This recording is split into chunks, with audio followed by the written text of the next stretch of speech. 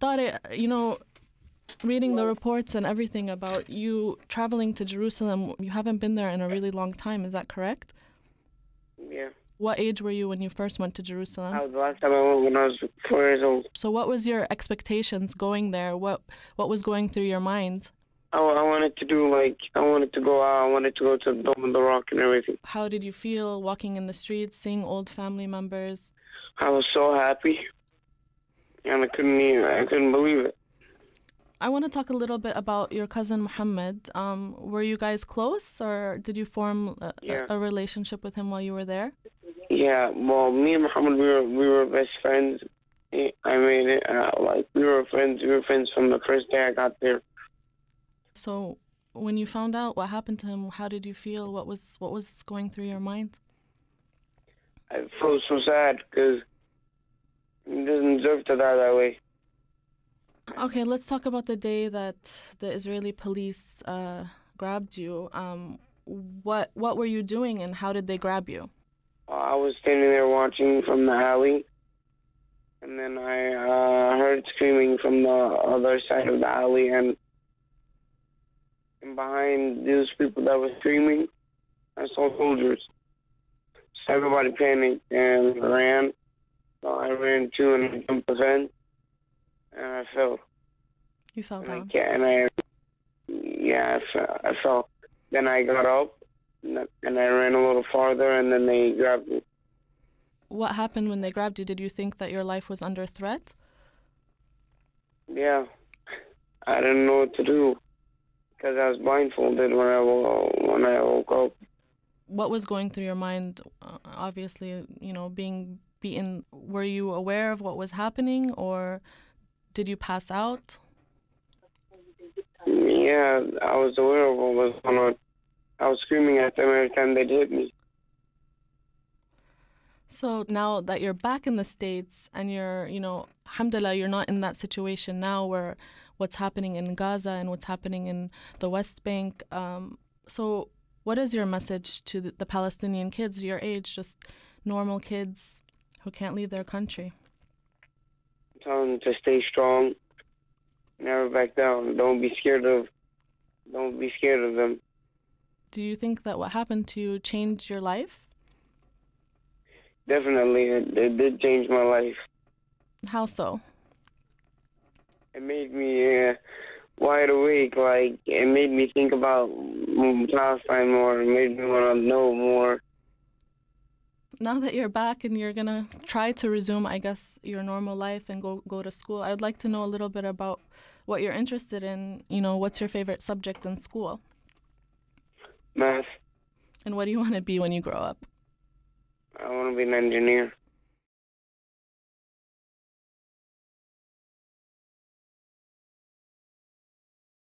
Where were you when Tareq was taken, and what did you know at the time? I was mourning the loss of Muhammad.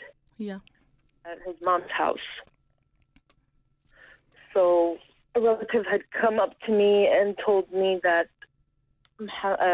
Tareq was in jail, and some other cousins of his as well. So I called my husband to, confirm that, and he said, "Yes, I'm at the jail right now."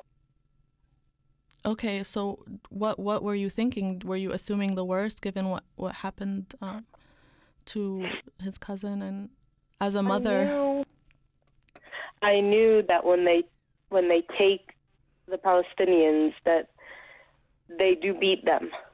Okay, I knew that. I heard that before, and so I asked relatives around, do you think he's going to be okay? How and they made they said, yeah, they're going to slap him around a little bit. So I thought, okay, they might slap him around a little bit. But I'm sitting there afraid. I have all these thoughts going through my head. Of course. They might kill him, because they're trained to actually go and kill the Palestinians. You know, that they know that who's going to know, who's going to find out. It's just another Palestinian on the side, you know, and nobody's going to ask about him. Did you, obviously he's American, did you think, oh, maybe he's American, they'll show some restraint or have some caution when dealing with him? Yeah, everybody was telling me, you know, don't worry, they're going to find out he's American and let him go. So that brought some sort of relief to me.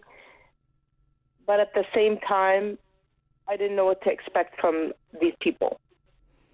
And obviously you got to see him later, I guess it was in court or when he was released, and you saw his injuries. I mean, as a mother, seeing your son like that, how were you feeling and what was going through your mind?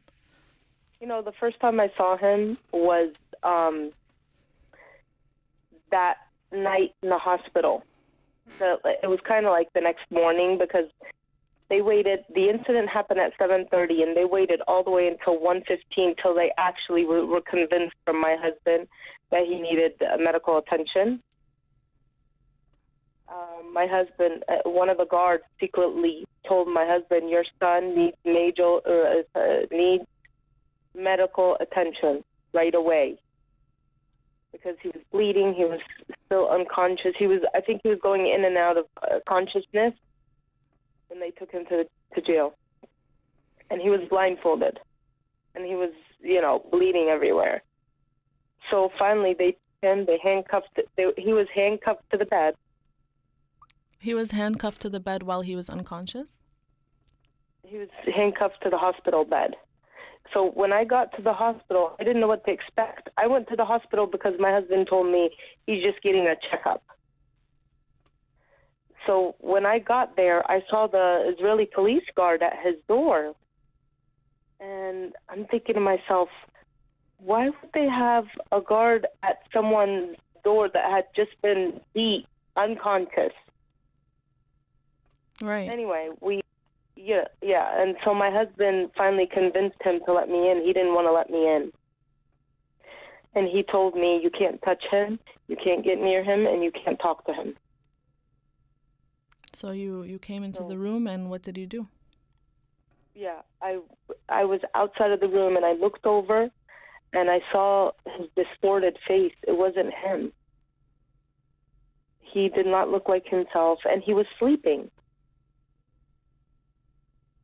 You know, I was asking myself, is he alive? What was he charged with again by the Israeli police? There were no charges. No charges. He wasn't charged with anything. No charges at all. Yet they put him on house arrest for 9 days. Yes. They put him on house arrest for 9 days and had to pay a bail amount. I asked Tareq the same question. Do you feel that what happened to your son has, you know, changed your life? And how so? Yes, it has. Tremendously, actually. I'm just closer to my country now. I'm just closer to Palestine. Palestine's more close to my heart than ever. Just because I experienced what these Palestinians experience every single day of their lives. You know, and my son experienced what they go through. That was just a little taste of what, you know, these Palestinians get every day.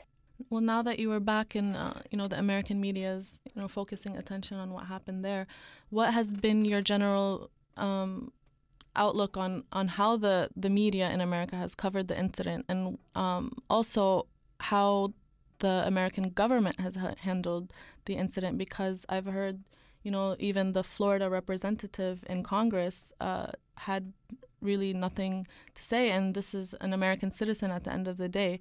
What was your experience, and what were you expecting? I'm happy with how the media is covering this.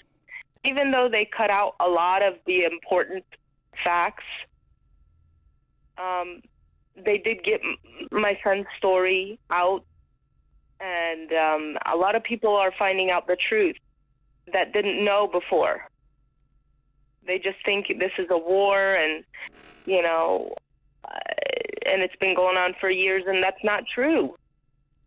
You know, What we're going through is an occupation, and it's from one side. It's one-sided. These Palestinians don't have rights.